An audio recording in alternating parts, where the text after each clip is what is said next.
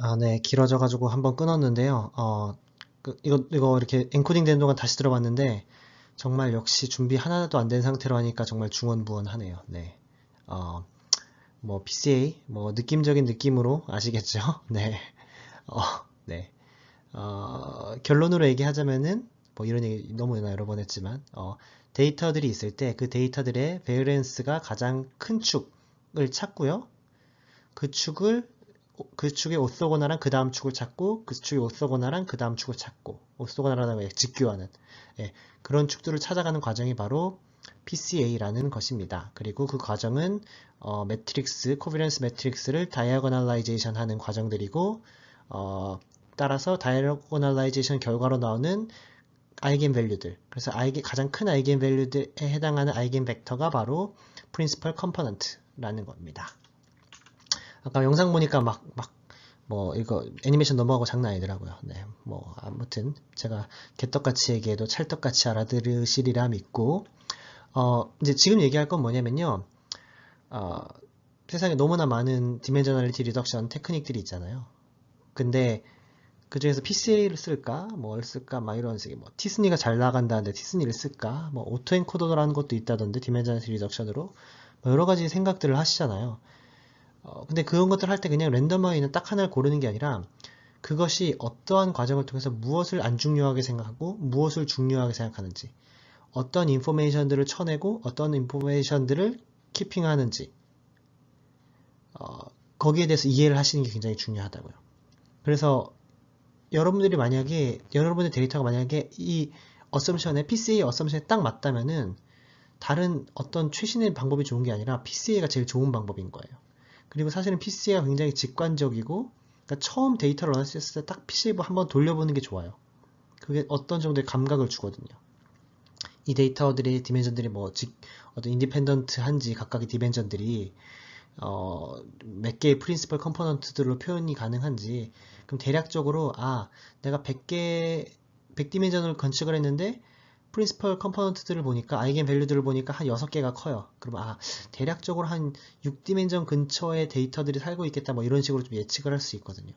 아무튼 PCA는 그런 식으로 돌려보기 좋은데 그렇다면 이제 PCA 한계를 한번 알아봐야 되겠죠. 그럼 과연 어떤 어썸션들이 있기에 얘가 한계가 있느냐에 대해서 한번 알아보도록 하겠습니다.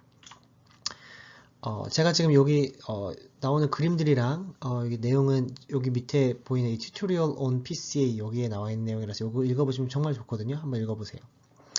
첫 번째로 PCA가 하는 가정은 뭐냐면은 리니어리티 가정이에요. 리니어리티.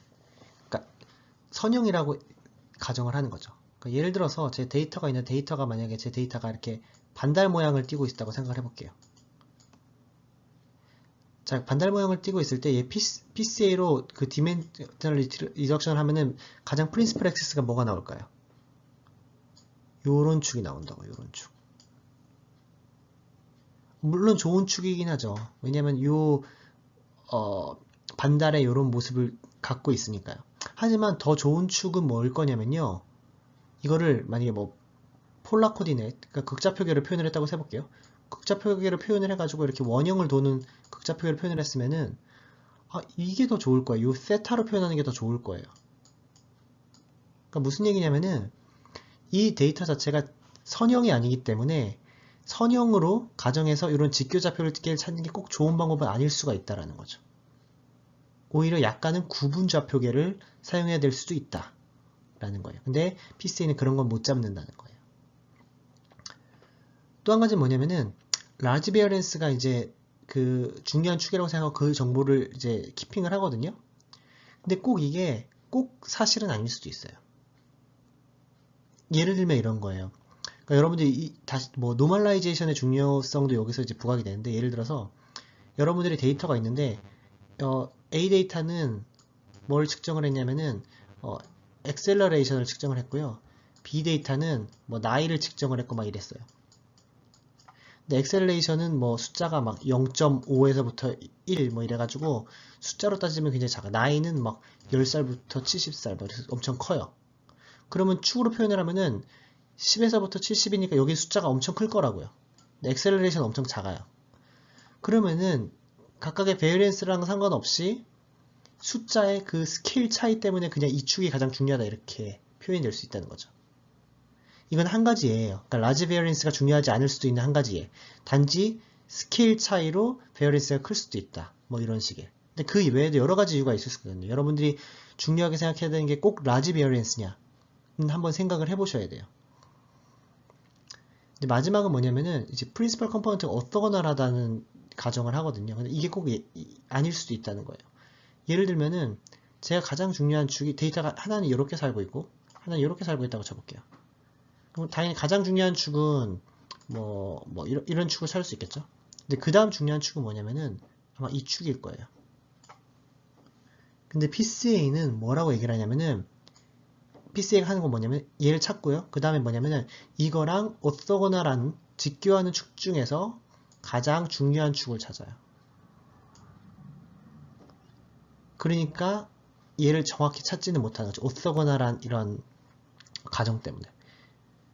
그러니까 이 오토고널한 가정을 왜 하냐면은 선형대수, 아까 유도할 때 선형대수 나왔잖아요. 그러니까 그 선형대수를 기본으로 하기 때문이에요. 선형대수라는 게 뭐예요? 리니어 알제브라잖아요. 리니어 알제브라. 리니어 컨비네이션들을 가지고 하는 것들. 그러니까 그걸 기본으로 하기 때문에 넌리니어한 것들에 대해서는 이제 잘 표현을 못해요. 넌리니어라고 표현하는 게 맞나? 아무튼 그렇다는 거죠. 자, 그래서 여러분들이 PCA를 적용할 때는 뭘 생각해 보셔야 되냐면은 내 데이터가 리니어할까? 스프링 운동이라면 리니어하죠?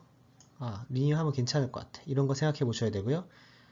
숫자 베어런스가 큰 것이 정말로 중요한 정보를 내포하고 있는가? 이거 생각해 보셔야 되고, 그 다음에 내가 어떤 디멘전들을 찾을 때 그 축들이 오토고널 해야 될 필요가 있는가에 대해서도 한번 생각을 해보셔야 돼요. 하지만 이런 거 다 제껴두고라도 여러분들이 어널리시스 할 때 PCA는 한번 돌려보시는 게 좋다. 이게 저의 추천입니다. 안 되는 경우 몇 가지 있는데요. 아까 얘기했죠? 이렇게 폴라 코디네이트이 더 중요할 수 있다. 이런 경우에는 이제 이런 식의 두 축이 나올 텐데 직각이에요. 두 축이 나올 텐데 이 두 축이 중요하지 않을 수 있다라는 거고요. 이런 직각이 아닌 것에 대해서는 또 그 다음 걸 찾을 때 오토고널한 걸 찾으니까 한계가 있을 수 있다라는 거예요. 오늘은 PCA에 대해서 얘기를 해봤는데요. 여러분들이 머신러닝을 할 때 요즘 하도 딥러닝 이런 거 하니까 X랑 Y랑 슈퍼바이즈로 레이블링, 매핑하는 것만 많이 하셨잖아요. X랑 Y랑. 근데 그런 것뿐만이 아니라 unsupervised learning을 이해하시는 게 굉장히 중요하고 그 중에서 중요한 거는 dimensionality reduction. 그리고 dimensionality reduction이라는 거는 꼭 시각화를 하기 위해서 디멘전을 압축해서 쳐내는 게 아니라 그 데이터가 살고 있는 진짜 공간을 알아보는 것이고 그것을 알아보는 방법에는 각 방법마다 각각의 다른 어썸션들을 하고 있어서 중요하지 않은 정보들을 쳐내고 이제 중요한 정보만 키핑을 한다는 거죠. 이거 두 편 연속으로 하니까 역시 말이 꼬이고 잘 안 되네요. 도움이 되셨길 바라고요. 네, 새해 복 많이 받으시고 네, 잘 지내세요. 다음에 또 뵙겠습니다.